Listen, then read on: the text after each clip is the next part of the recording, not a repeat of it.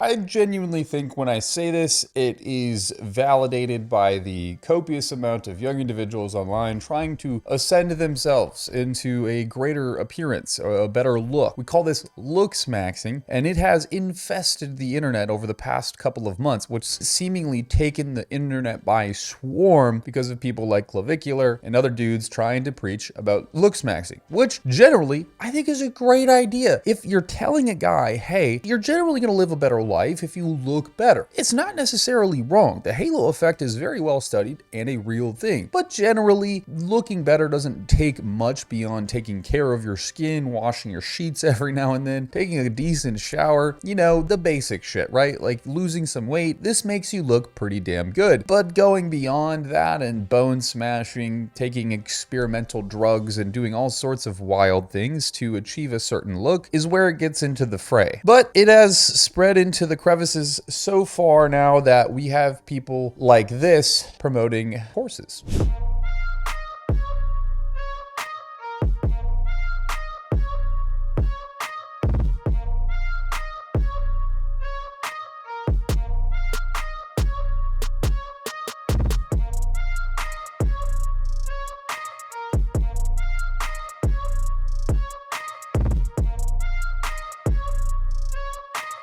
Now, I'll be honest, I thought this guy was trolling. Like, I thought this was a grift. It's not. He has a course. He's selling it for that much, a ripe $2,000+, and is trying to make money off of his looksmaxxing. Where is this looksmaxxing, you might ask? I don't actually know, but let's take a deeper look. Bro, who is paying this guy? He has 32 members paying him $299. There are 32 people paying this guy because they want to look like him.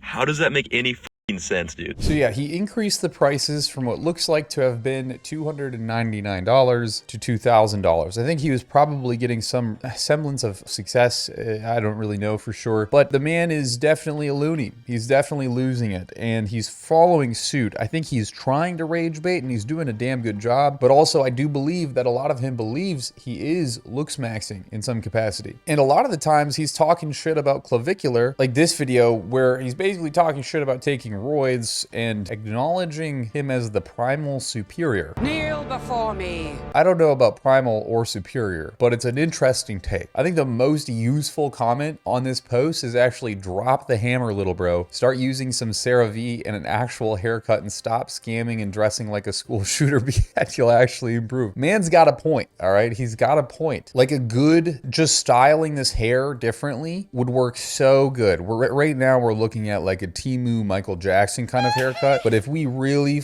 amped this shit up and got good setup where there's maybe like a fade, you know, blending into the top where the hair is still curly and shit, it might look good. It might look really good, and we wouldn't have this situation. And again, we have kids doing this bone smashing thing, which, I mean, the whole point of it essentially is to cause swelling and even scar tissue developments on sort of that ridge, making it more defined, giving you more of the Chad look. I've never done this. I don't really suggest doing it, to be honest. It's probably deconstructive, if anything, and just, I can't imagine what happens as you do age and you've caused that damage to your face. I don't know if you guys watch like UFC or anything. I'm a big fighting guy. Like, I love fights and I like watching them, and those guys don't look great when they age. I'll be honest, they don't look great. Their faces are clobbered. And the reason is because they've developed a lot of scar tissue in bone sort of disconfiguration, if you want to call it that, from years of doing this unintentionally, but doing it nonetheless. And when that skin starts to get thinner and things start to sag, it's not a good look. Vanderlei didn't get Botox. He had his face reconstructed because he had been in so many brawls.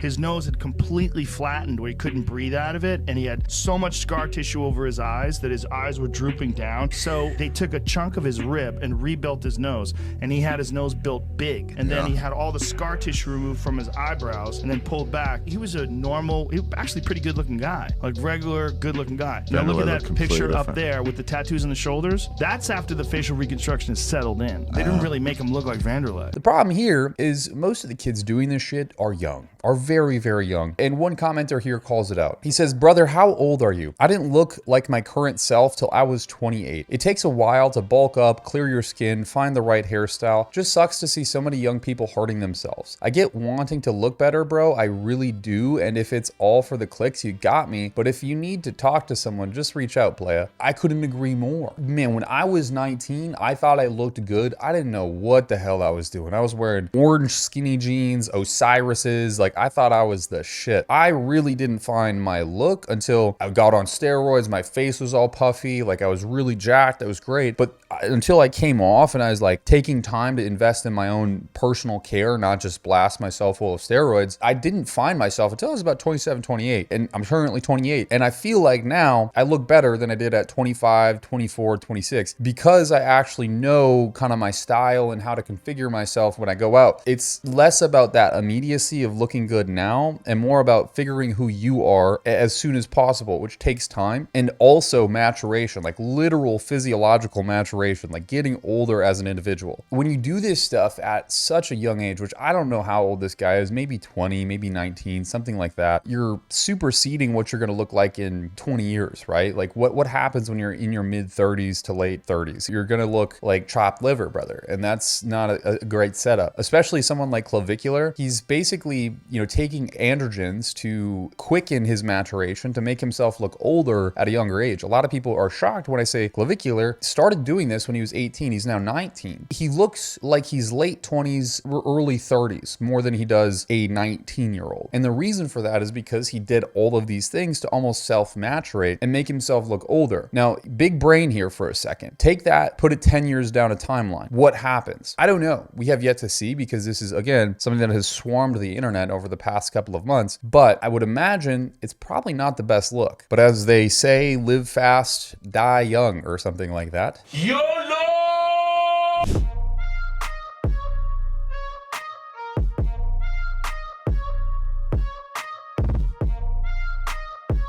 He's also attempting the oxytocin method, and you might ask, what is that? What is the oxytocin method? Let's let ChatGPT tell us. My ChatGPT is on crack and likes to give really long responses, but I kind of like that. Anyways, he says it's not a formally recognized concept or clinically a proven protocol or even mentioned protocol. The term oxytocin method does sometimes appear informally in wellness, in self-help, or pop psychology discussions to describe practices intended to encourage the natural release of a hormone, oxytocin, in the body. So basically just enjoying life, brother. Like, you could dance around and be a jester, but someone said jester maxing on that post, and I thought that was pretty funny. But ultimately what it is just being a normal human, doing things that you enjoy. I don't think we need to call that a method. I think it's just genuinely attempting to live life is what we should call that, which you don't need a course for, brother. You could just go outside and do that and touch some grass. Or the alternative is dancing in your room